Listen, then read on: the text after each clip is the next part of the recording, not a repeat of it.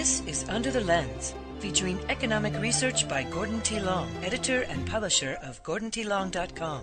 The content of this presentation is strictly the opinion of Gordon T. Long and is based on facts he feels to be accurate as a result of his research at this time. All listeners are advised to independently verify all research for market changes. The following opinions are not in any way a solicitation for business, nor should they be considered investment advice. You should always consult a registered investment advisor before making investment decisions. Now, let's join Gordon for today's show.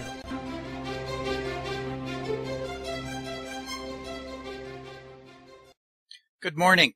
It is Tuesday, November 24th, 2014. I'm Gord Long at GordonTLong.com. As is normally the case, I have a lot of charts for us to go through this morning, so therefore I'll pass over some of them quickly, but leave you to examine them further at your leisure. You'll need to open your viewer to full screen viewing, or you'll not be able to see some of the detail I'll be discussing. A reminder before we begin, do not trade from any of these slides. They are for educational and discussion purposes only. The purpose of the audio is to discuss key developments in those areas not specifically updated in this month's Global Macro Tipping Points Research Report document. The research document this month updates macro developments. Therefore, the slides this morning will focus on our other three report areas of the GMTP report: the global risk factor, and regional and U.S. economic developments. As I often do, I'd like to tie them together into a single discussion. I want to focus specifically on why the central banks are transitioning to another level of anxiety over whether their policies are working. I believe they are shifting from concerned to elevated worry. I would therefore like to discuss the following items shown here. It is often said by those in the distressed debt business, companies go broke slowly at first and then very fast. Sovereign nations are the same. The difference is that they have a printing press that disguises what is actually happening as regards bankruptcy. Former Congressman and Ronald Reagan administration OMD Director David Stockman writes, and I quote, "The global financial system has come unglued. Everywhere the real-world evidence points to 1. Cooling growth, 2. Faltering investment, 3. Slowing trade, 4. Vast excess industrial capacity, 5. Peak private debt, 6. Public fiscal exhaustion, 7. Currency wars, 8. Intensified politico-military conflict, and 9. An unprecedented disconnect between debt-saturated real economies and irrationally exuberant financial markets." Is he right? I think he is, and the facts prove him right. Clearly, world GDP continues to deteriorate at a faster rate. When economies slow, energy consumption usually also slows. This would be especially true if the slowdown was global in nature. Falling energy prices validate this. The same would be true for commodities, used to support the industrial process. Again, the facts prove this is also the case. New market highs in the U.S. major indices are hiding the reality. As we have pointed out for some time now, U.S. equity prices have disconnected from profits. The primary reason for this is tax-incented stock buybacks, which reduce the number of shares outstanding, so earnings per share look attractive with fewer shares outstanding. Remember, however, that companies have taken on debt, albeit cheap debt, to buy back these shares, debt which must be paid back or rolled over, potentially at higher rates. Profits have come at the expense of the reductions in employment levels and cuts in benefits. This, coupled with inflation outstripping income growth, has resulted in real disposable income shrinking, and consequentially, slowing consumer demand has followed. As a reminder, the U.S. consumer has long been acknowledged as the engine of global growth. For decades, everyone wondered how long the U.S. consumer could keep their freewheeling spending up. As a result, the U.S. economy reached stratospheric levels of becoming a 71% consumption-based economy. Nobody thought this was possible a decade ago, but here we are. Is there any upside, or are we only at the beginnings of the downside? The answer appears to have arrived. With the U.S. consumer finally appearing to be tapped out, the world is quickly feeling the impact of this. We live in an era that the history books might refer to as the era of permanent quantitative easing, qualitative and quantitative easing, and ZIRP, or zero interest rate policy. John Hussman recently lamented, and I quote, "Quantitative easing only works to the extent that default-free, low-interest liquidity is viewed as an inferior holding. When investor psychology shifts towards increasing risk aversion, which we can reasonably measure through the uniformity or dispersion of market internals, the variation of credit spreads between risky and safe debt, and investor sponsorship as reflected in price-volume behavior, default-free, low-interest liquidity is no longer considered inferior. It's actually desirable, so creating more of the stuff is not supportive to stock prices." We observed exactly that during the 2000, 2002, and 2007-2009 stock plunges, which took the S&P 500 down by half in each episode. Even as the Fed was easing persistently and aggressively, a shift towards increasing internal dispersion and widening credit spreads leaves risky, overvalued, overbought, overbullish markets extremely vulnerable to air pockets, free falls, and crashes.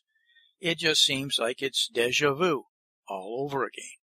That is the stage we appeared to have arrived at. And then suddenly, out of the blue, Fed Governor Bullard makes some startling comments and the market explodes higher, igniting an historic short covering rally. Just as this unprecedented rally, which is a 27-day rally over the 5-day moving average that hasn't been seen since March of 1928, by the way. But just as this unprecedented rally was beginning to subside, Japan announces massive debt monetization equivalent to $3 trillion per year in the United States.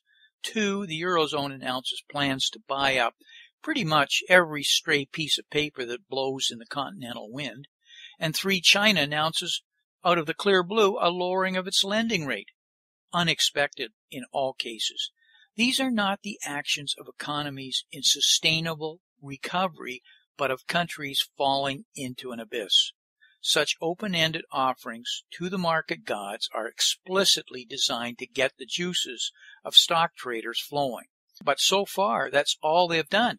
A completely dumbfounded David Stockman wrote the day after Japan dropped its Halloween bomb, and I quote, "This is just plain sick.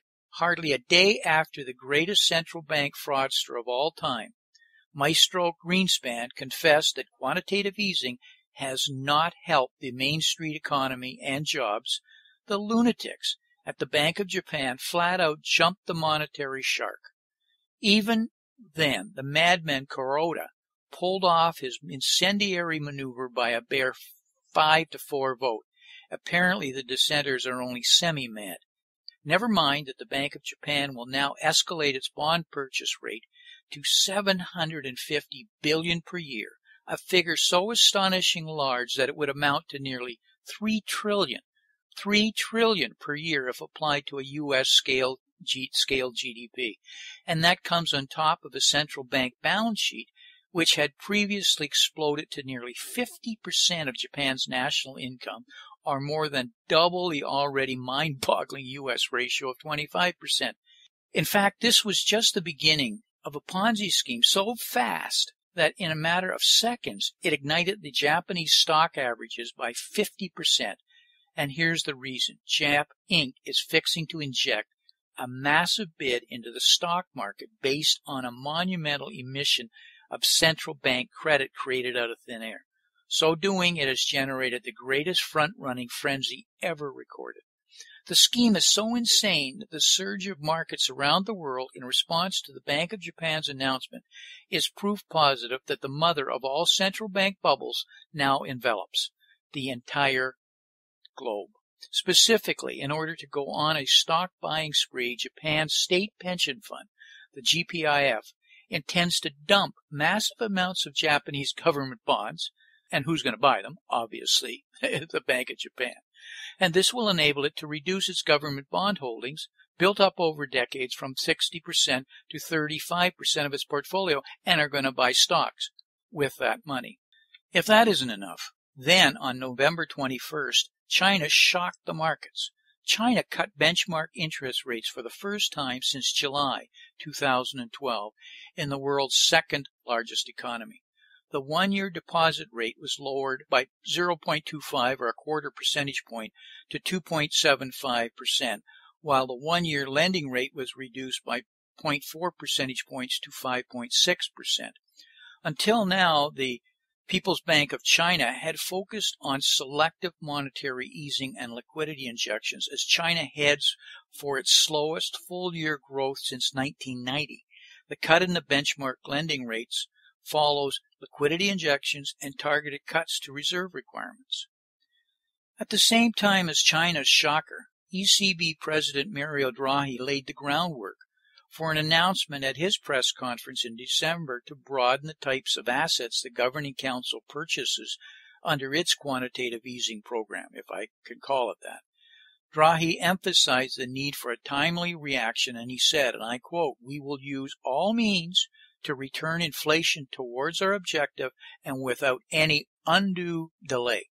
He added, "We will," and I quote, "we will do what we must to raise inflation and inflation expectations as fast as possible." And I ask any listener out there, is inflation good for you? Who's it good for? It's only good for those who are trying to debase their debts and pay it back in less value of purchasing power. By contrast, he seemed in no rush to accelerate the pace of purchases at the monthly press conference in November. Something's changed. He has left open the door to announcing the purchase of a new type of assets also. The EC president also said, and I quote, "We would step up the pressure and broaden ever more the channels through which we intervene by altering the size, pace, and composition of our purchases." Draghi appears to find the status quo unacceptable, and he told the audience, again I quote, "Over shorter horizons, however, indicators have been declining to levels that I would deem excessively low," end of quote. Draghi cited the weakness in the PMI survey along with this. Clearly, it's coming, and it's probably coming in December. Clearly, leaders are on the verge of panicking. But here is the real problem. They have unwittingly created with all their easy money. We have major cracks appearing now in the $3 trillion U.S. dollar carry trade, which came into existence in 2008 with the Federal Reserve's aggressive expansion of its balance sheet. It is the ultimate in what is termed unintended consequences or moral hazard, which now takes on completely new elevated meanings. Since 2008, banks, private equity, hedge funds, and major speculators couldn't borrow the almost free money from the Federal Reserve fast enough and invest it in higher-yielding assets outside the U.S. The Fed's monetary policy has proven to be of little value to the U.S. economy, but it pumped $3 trillion into foreign assets. The biggest recipient was emerging markets economies that received approximately $2.3 trillion of that. This was unprecedented investment surge of hot money. The hot money was predicated on low rates and a depreciating U.S. dollar, or minimally a U.S. dollar, which was not appreciating in value. The cardinal sin of the carry trade is to borrow in a currency which might strengthen. There appeared little chance of this, and with yield spreads so great, the profits were just too great to pass up. As the global economy began to rapidly slow earlier this year, the carry trade became nervous, especially as the U.S. appeared determined to fully implement its taper program. The U.S. equity markets may have still been going up, but the economies and markets around the world had already begun to fall. Slowing economic growth meant that the EU, Japan, and others would have to reduce their tightening policies and increase liquidity, which is what is happening. With the Fed nearing completion of taper and firmly suggesting it was not going to fold on its implementation, it meant a stronger dollar was likely compared to the other reserve currencies that were depreciating and going to become more aggressive in that manner. The carry trade was exposed, and breaking the cardinal sin a strong possibility. What would you do? Action had to be taken, and the hedging, short squeeze, began. Long-term U.S. dollar overhead resistance was technically violated, which sent the computer algos absolutely racing. The problem is now that the U.S. S&P earnings are denominated in U.S. dollars, which just got a lot more expensive. The equity markets have been ignoring this, as you can see in this chart. But for how long? Especially as even U.S. exports are hurt. Ever mind the repatriation of foreign profits into a strong dollar. Ouch. Let's talk earnings valuations for a moment. John Hussman makes the distinction between historically overvalued, overbought, overbullish extremes in the financial markets on the basis of the criteria for near-term impact compared to periods when they suddenly matter with a vengeance. Hussman thinks we're in the latter scenario when there could be a ruthless crash, and I quote him here. It's worth noting that the inclinations of central banks towards quantitative easing and interest rate suppression are increasingly taking on a tone of desperation in the face of accelerating economic weakness in Japan, Europe, and China. While the stated objective is to increase inflation, low inflation isn't really the economic problem. Low growth, intolerable debt burdens, and misallocated capital are at the core of global challenges here. Unfortunately, quantitative easing only misallocates capital towards more speculation and low-quality debt, primarily junk and leveraged loan issuances, without much impact on real economic growth. China's move was prompted in part by a surge in bad loans to the highest level in nearly a decade. The largest European banks now have gross leverage ratios as high as 30-1. During the credit crisis, one could order the sequence of defaults accurately using this metric, with Bear Stearns, Lehman, and Fannie Mae right at the top. But liquidity does not create solvency, and with credit spreads widening, the growing desperation of monetary authorities is more a negative signal than a positive one. At present, current market conditions and the lessons of history encourage us to be aware that very untidy market outcomes could unfold in very short order. World leaders, and especially the Asian BRIC members, are completely disillusioned with the policies of the over-indebted developed economies, especially the United States. They are the recipients of the exported inflation and have to deal with it along with the social and political fallouts. They aren't happy about it, obviously, as they showed at the Apex Economic Summit, where President Obama was blatantly relegated to being merely an attendee and frankly ignored. And then again at the G20 in Brisbane, Australia, the hostility was seen as the indebted developed nations gave a wink to the pending Japanese Halloween massacre that the others had to stand back and watch unfold and be the recipient of it. The quickest way to describe the problem is that the rest of the world is fed up with the U.S. exporting inflation and hot money as the world's reserve currency.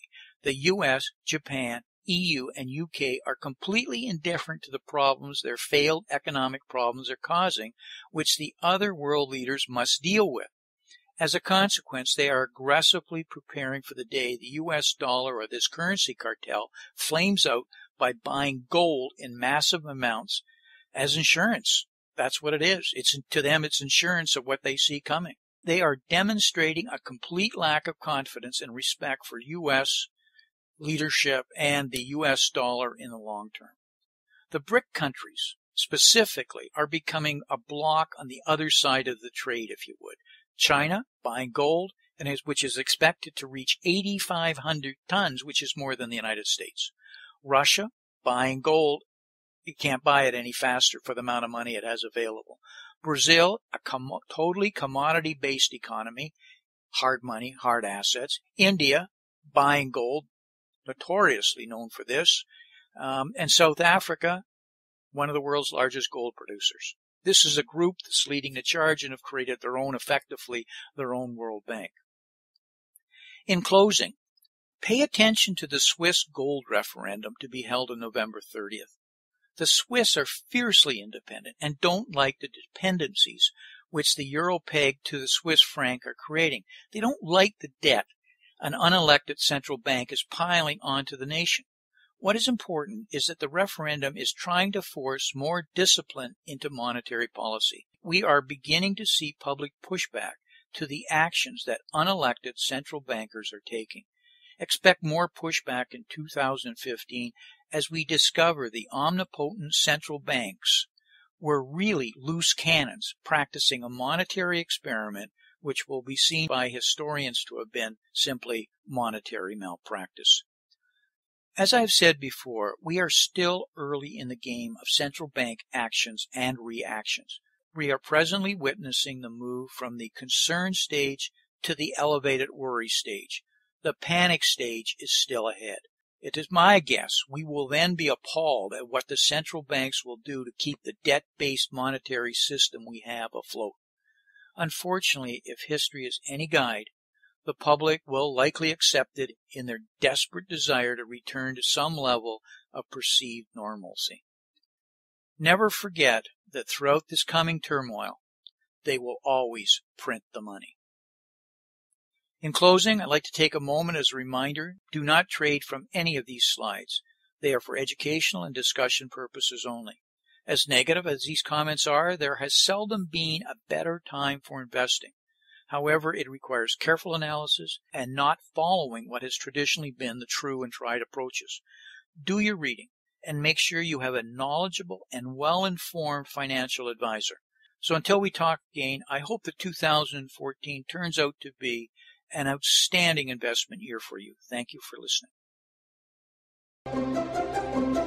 This has been Gordon T. Long, editor and publisher of GordonTLong.com. New recordings are posted regularly and can be found at GordonTLong.com. New show notifications are available through RSS feed, iTunes, and other social networking venues at GordonTLong.com.